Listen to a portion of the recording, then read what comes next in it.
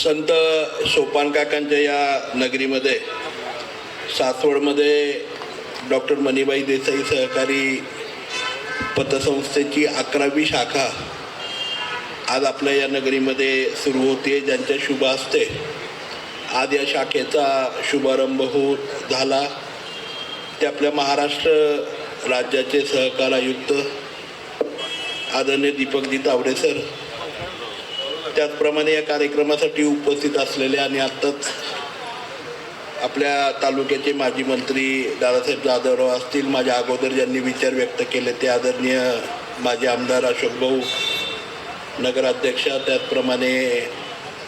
ज्यांनी अतिशय पारदर्शकपणे संस्था कशा चालाव्यात, संचालक मंडळ कसं असावं आणि ही संस्था डॉक्टर मणिबाई देसाई संस्था, त्याचं संचालक मंडळ आणि त्याचं एकूण असणारं कामकाज याच्याबद्दलचं सविस्तर विश्लेषण आपल्या सगळ्यांच्या समोर केलं ते आदरणीय माजी अप्पर निबंधक शैलेशजी कोतमुरे सर, विजयदादा कोलते या ठिकाणी उपस्थित आपल्या सर्वांचेच आदरणीय ज्ञानोबा उर्फ नाना कांचन,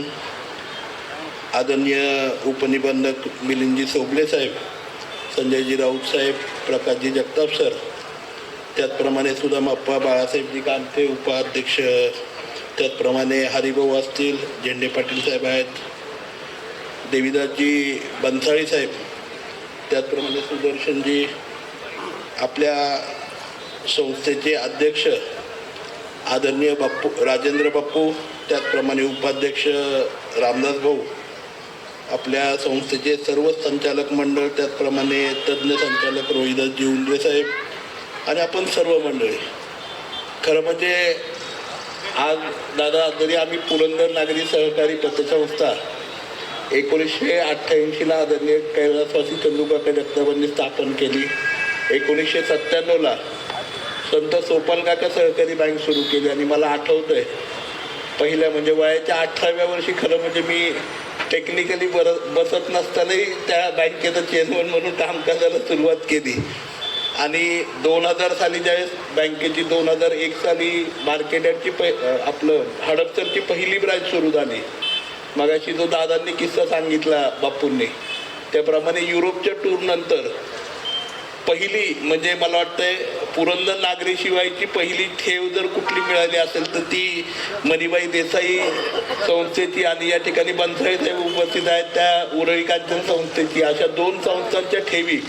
त्या संत सोपान काका सहकारी बँकेला मिळाल्या आम्हाला आठवतंय. कारण सासवडमधून पहिल्यांदाच बँक म्हणून आम्ही पुणे शहरामध्ये गेलो होतो आणि अतिशय नवीन सगळं कामकाज होतं, परंतु तेव्हापासून मला वाटतं आजपर्यंत सातत्याने डॉक्टर मणिबाई देसाई सहकारी पतसंस्थेचं आणि संत सोपान काका सहकारी बँकेचं एक आगळं वेगळं नातं, माझ्या वडिलांच्या बरोबर आदरणीय बापूंचं तर वेगळं नातं आहेच, परंतु एक संस्थात्मक नातं सुद्धा खूप वेगळं आमच्या सर्वच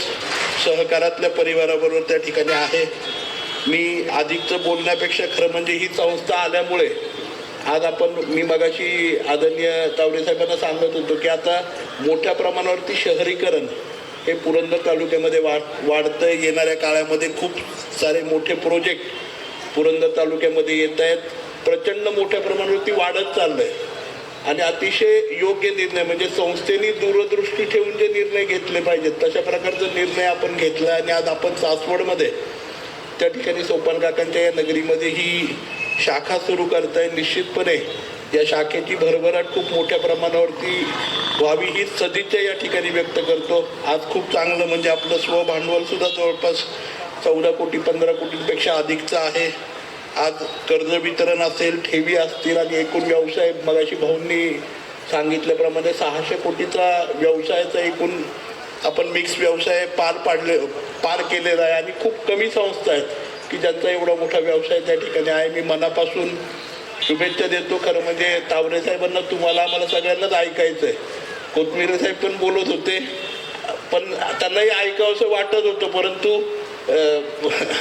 तावडे साहेबांनाही ऐकायचं त्यामुळे अधिकचा वेळ नाही घेणार. परंतु आपण जी शाखा सल्लागार निवडलेत भाऊंनी मगाशी सांगितल्याप्रमाणे आमचे सगळे सहकारी आहेत आणि निश्चितपणे भरभराट होण्यासाठी खूप चांगल्या प्रकारची साथ या सगळ्यांच्याकडून आणि पुरंदरकरांच्याकडून आपल्याला मिळेल. कारण केवळ व्यवसायाने किंवा कर्मभूमी म्हणून नाही, तर नात्याने सुद्धा आपण पुरंदरशी अनेक गावांशी जोडले गेलेले आहेत. त्यामुळे मनापासून आपणा सर्वांना, संचालक मंडळाला, आदरणीय अध्यक्ष राजेंद्र बापूंना आणि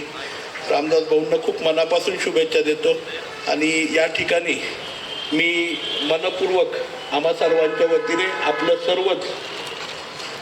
डॉक्टर मणिबाई देसाई सहकारी पतसंस्थेच्या परिवाराचं मनापासून पुरंदरच्या परिवाराच्या वतीने स्वागत करतो.